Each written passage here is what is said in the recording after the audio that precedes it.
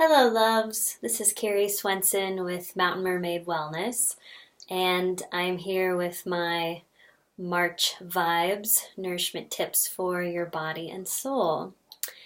And I feel like I could go a lot of places today. I'll try to rein it in and focus on a couple things. But we are currently in the astrological sun sign of Pisces. So the sun is traveling through the constellation of Pisces. And Pisces is a water sign. And for those of you with kind of late February into March, early mid-March birthdays, you like to swim deep in the ocean waters. And Pisces really is the sign of our connection to God, source, divine, whatever works for you. But our connection is something greater. The ability to really connect with our divine selves and the love and the compassion that dwell within us and that connect us with each other, ultimately guiding us in this truth of us all being one, all being connected. There's no separation. That's kind of Pisces. It's formless or borderless.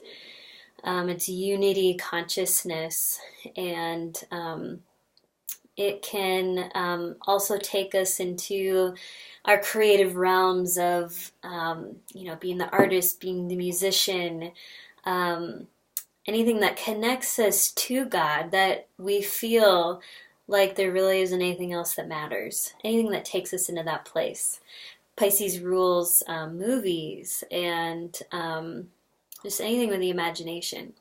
So it's such a supportive energy for us to feed those areas where we feel those creative, mystical abilities within ourselves that you can't even understand, like why we're so connected to a certain kind of music, a certain song, how it just resonates in our soul, and we don't even want to try to figure it out. We just know that there is a deep connection to who we are at a deeper level. So that's really the Pisces energy. Kind of the shadow side of Pisces is, with no form, no boundaries. We need to rein in some boundaries a little bit sometimes. And we are individuals. And so it's good to remember that too.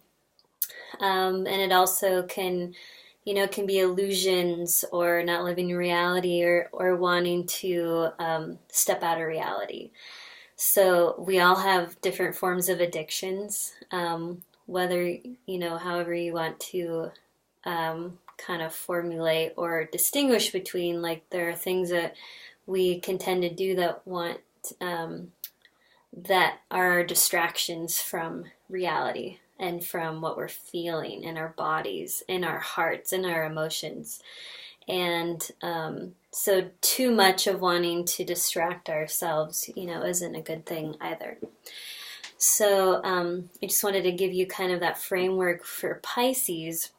And so I feel like it's a really supportive time just to be diving in more to those mystical, artistic, creative aspects of ourselves, and to be reminded that we are both individuals and we're also all connected. I also think Pisces is a good reminder for me. I have a lot of Virgo in my chart, about letting go and going with the flow, and being okay with doing that. Some of us it comes more easy, and some of us we have to work at it. So that's kind of the message for, I think Pisces is a gift for all of us to, when do we need to just let go and go with the flow.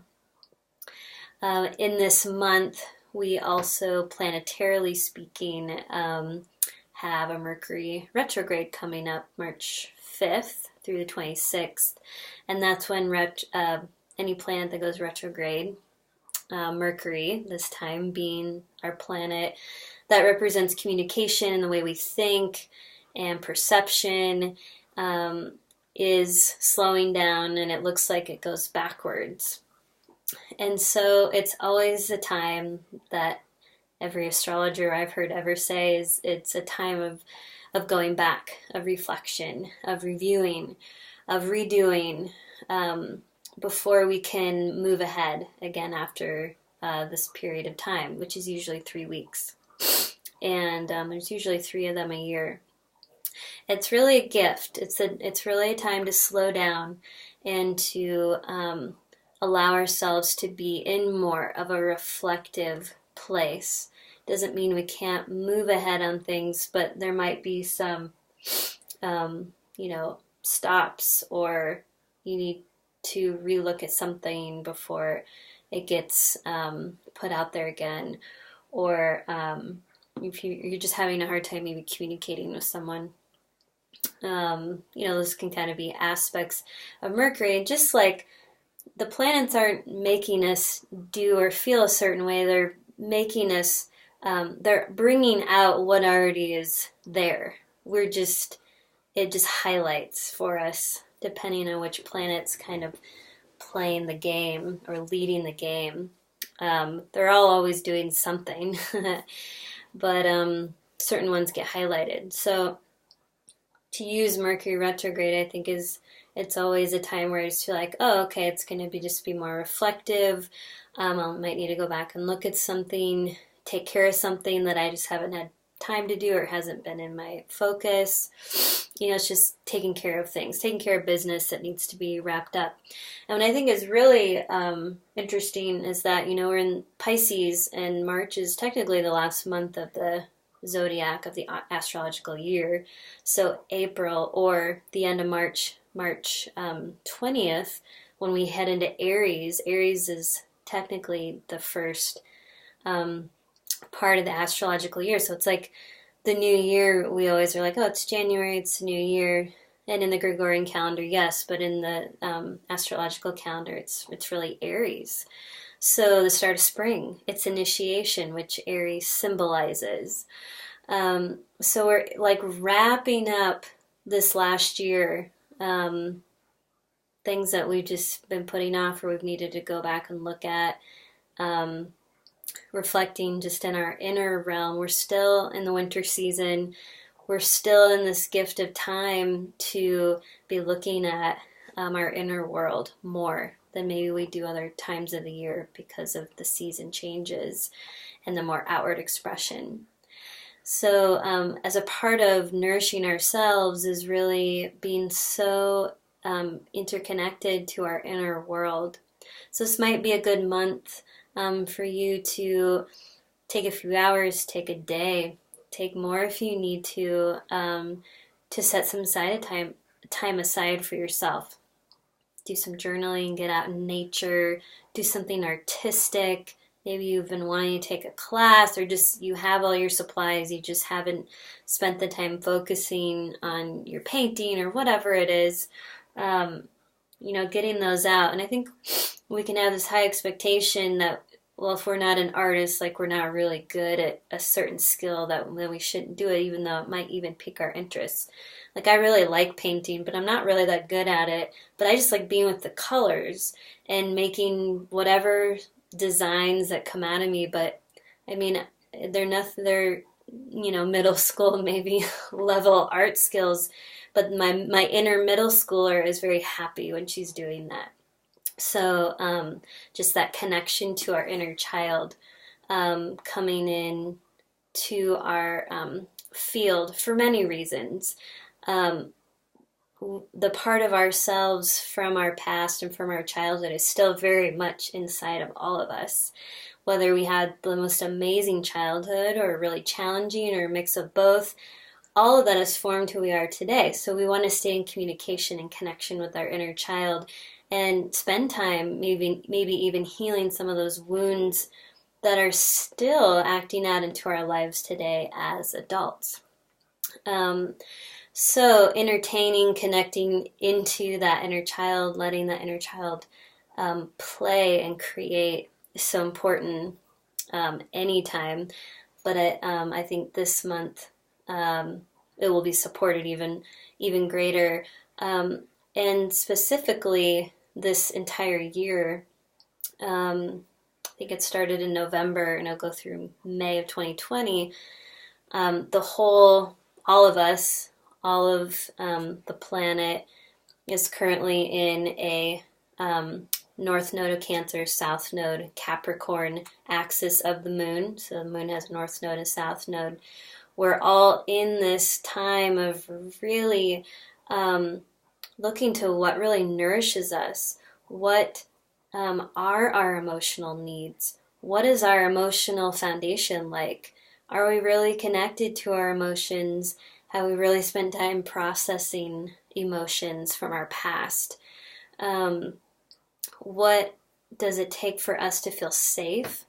What are our comforts in our life? What's the supportive environment that we need?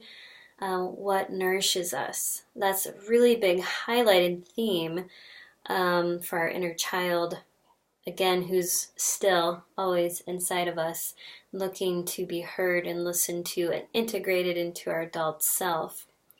And, Capricorn South Node is more Capricorn's about our public image, about our career, about our ambition, about our dreams, about our goals, which are beautiful.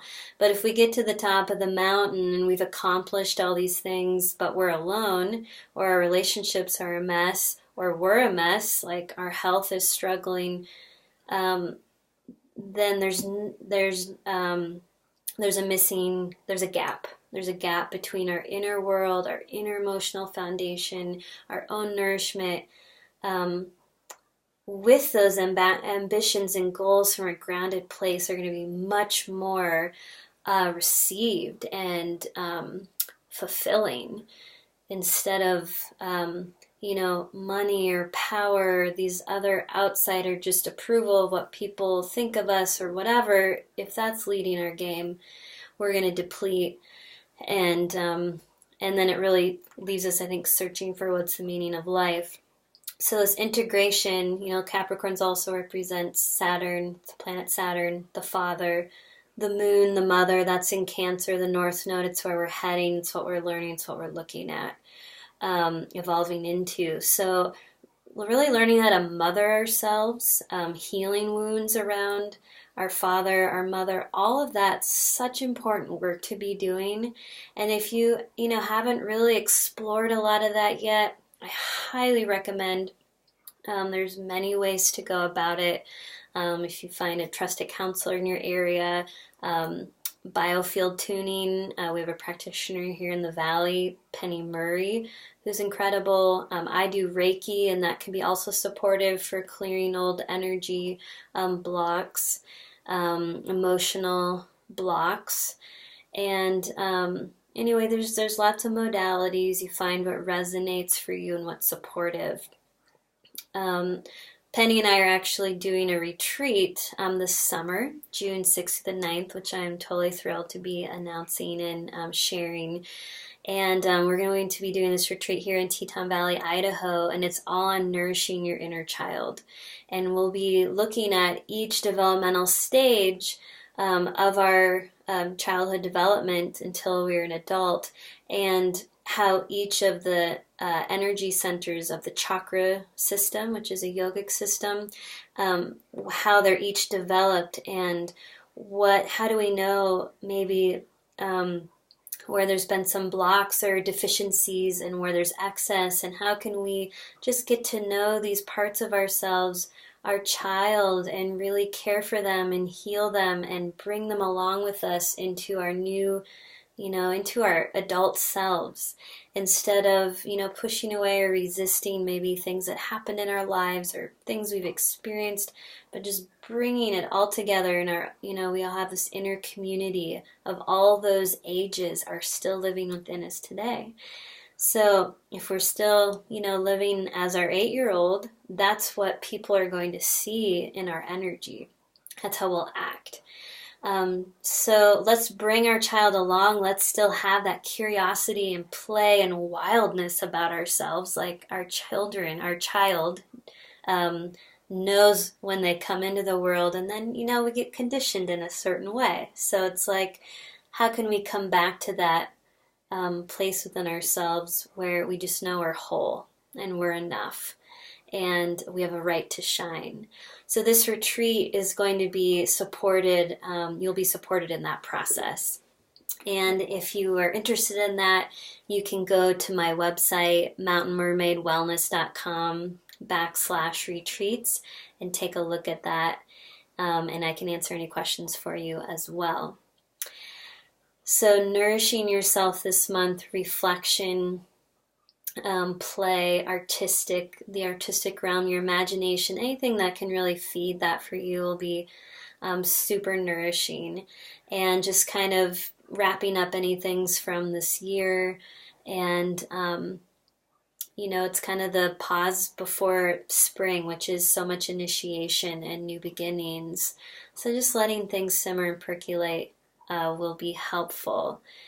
I'll get more into the spring season and what's going to help our organs, our liver, and our lungs, which are highlighted from a Chinese medicine perspective in my next video next month, what will help with our cleansing and releasing process. But for this month, rest, relax, go on a retreat. I'm going to Hawaii. I'm so excited just to be with the ocean, just to be in nature, anything that you can do to come back into your own nourishment this month and connect with your inner child will be super supportive. Thank you so much for listening. You can learn more about me and my work at mountainmermaidwellness.com, and I look forward to talking to you again soon. Bye for now.